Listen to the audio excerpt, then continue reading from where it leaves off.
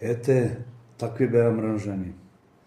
Две вистинити случки со дедо ми Петре, кој е роден 1882, а почина 1966 година.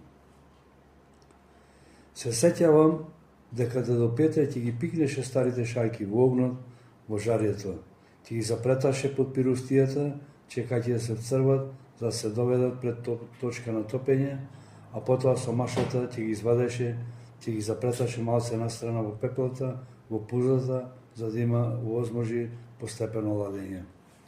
Секогаш кога ја гледа бојата на светените шајки, многу ми заличуваше на бојата на небото, на облаците, на Свочка планина, која зајдуваше сонцето. Вака ќе се откалат. После накусот ќе ги подкинам, ќе ги подсечам кеушите и ќе направам нитни за бутинот од Ристеда Зеловски, за да ги врзам железните обрачи. Сакам со железни обрачи да биде бутинот, неќам со јасенојци, со лескојци, така ми рече Ристе Зеловски, велеше дедо. Во еден здив сето ова го закажа, го изнарече, додека го разгледуваше, додека го вртеше бутинот во сите страни како прв пат да го гледат. Не знам дали ова дедо Петре го кажуваше на баба Василка, која во моментот го клаваше вршникот над нагорената црепна, под крената на трите попурници, во која имаше пресница. Дали не си рече, и си рече сам на себе, боледувајќи за дрвените обрачи, што требаше да ги замени. Јас овај бутин му го направив. Му го направив и турилото, и допеното капаче, за да го држи правецот, за да не прска маштенцата. Ти знаеш, Петре, како треба, рече баба Петрица. Како треба. Не дека треба, туку така сакал Ристе, да му го препрам, да му ги препрам обрачите на бутинот, да му ги сменам мислите моите, што јас ги наместив. А не каже, не рече дека има мана, дека не чина. Абе, баба, мајката, рече дедо Петре.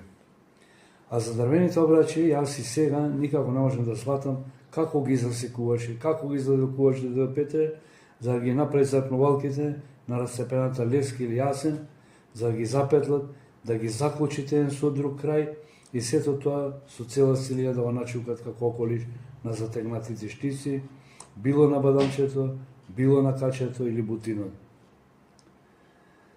После тоа дедо си продолжи да си мафта со раката и да си зборува. Сега се сетив, сега ми текна колку се измачи кога го местев јаторот на неговото бадамче пред појти од 20 години, ама еве до денеска не мрнало. Одвај ги излебав штиците со земалото, да бојци, суви барут, со пергилот го бележав кругот на јаторот, за да биде правилна штицата и така со запчеството земало ги издолби. Го излебав штиците за да пропадне јаторот, за да се држа штиците, за да држи вода бадамчето. Чинам дека му клавав и шамак ми штиците, за да се стегни тубо со обрачите од јасен. Абе, душа да не пушти, та не е вино. А дека бадамчето уште било многу бо, ми призна Ристе. Така рече дедо ми, така ми рече кој ми го донесе бутин од Ристе. Може би сам се зборуваше до Петре или нам ни кажуваше, не знам. Бев мал, бев дечо на 6-7 години и не може да му проникна во неговата старечка душа. Сега мислам дека дедо Петре повеќе го сакаше, го гледаше напливот на новото време, а тоа како и на сите старци помалку му пречеше. Кога бутинот беше готов и требаше да го порача Ристе Зеловски да си го земи, ја остави Тесла до каминот, до жакот и на баба и рече: не му земам пари за работава, туку само за обрачиве нека дајат нешто. Кравине наши не се уште отелени, нека ни донесе за работава тромаштеница, ќе здробиме попана. Ете така ќе направам. А баба Василка повторно ја повтори незината мудрост. Ти знаеш, Петре, како треба. Така дедо ми остави печатот на една благородна, на една народна душа, неалчна. А пак баба Василка и во практика ја потврдуваше незината филозофија дека жената треба да биде подолу од мажот. Таа и така се однесуваше. И наставно ќе речеше: жената 5 подолу од мажот. Баба тоа често го повторуваше, но најчесто кога беше тука и мајка. Неверојатно да слуша снадата и убаво да запамети, да не случајно изумит бабината филозофија за функционален брак. Дел Петре беше мустаклија, среднорас човек, кој секогаш беше запасен со некој стар, широк војнички ремен, а пак шубарата ја семнуваше од главата само кога влегуваше од црква. Тој и за спиење и за дремнување со шубарата си ја покриваше челото. Човек без капа е кој човек со голгас, не го личи гологлав. Така зборуваа возрастните мреножани и мреножанки во тоа време. И вистина беше, мажите само црква симнуваа капата, а жените шамијата симнуваа само пред мажите. И така испаѓаше дека за жената мажот е Бог. А сега една друга случка. Еднаш Товиле Раевски беше се поднакачил пејко нива и влегол во нашата нива, поминувајќи покрај изворот под горната меѓа за да појде ке бокниците вробашни на горники од нивата. Под таа бокница е роден татков ми. Ја гледа Товиле нивата и се вели сам во умот. Не е дорана нивава, плугот бразда, свјаремот, награделот, а волот црвенко и кравата срета спрегнати извечкаат по меѓата, таму некаде горе кај нивата стојка или па во погорната од света на Пајковски. Црвенко со звонецот, а срета со клопотарецот. Некаде погоре, но не ги гледаат. А го нема и Петрета, си зборувал така сам со себе Товиле Раевски, назирајќи во мутаму да не ќе возгледат да е Петрета.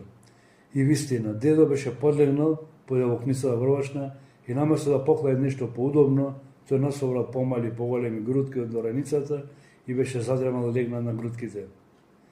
Петре, о Петре, беше подвикнал Товиле. Не бича се јавил дедо Петре. Еј, абе, оти на грудки лежиш? За да не се успија, мете за тоа, му одговорил дедо Петре. Ами, одмараш, гледам, Петре. Ами, одмарам, години бајди ми натежнале, а и да здивни стоката да одмори, да попаси малце. Сега, така тросун дремнал, бев во изворење, во дражевница кладов врша, да се вати некој рибче, ако се вати.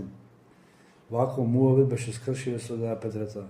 Ова ми окажуваше дедо Товиле Раевски, едно од дужина, едно поплане која заедно ги пасевме го едата станчина млака, под тамо дивата јасика, во ливада на Андреска кај изворон. Таму имаше еден убав и богат извор. Шепурката, водата излеваше во едно долго дрвено корито. Ги напасивме говедата и покри дива јасика го заминавме патот за јавор, за кај нивите му Мировски и излегавме падињано. Товиле тоаш сееше горно мало, си ги одвои своите говеда, си ги одлачи и тргна по горниот пат покрај куќата од Силјана Карца, кај Мијаковци, за да се приближи кон горно мало. Јас ги спотерав нашите крави по ливадата Јуровска, за да излезам кај Иван Вајдевски жица и веќе бев дома.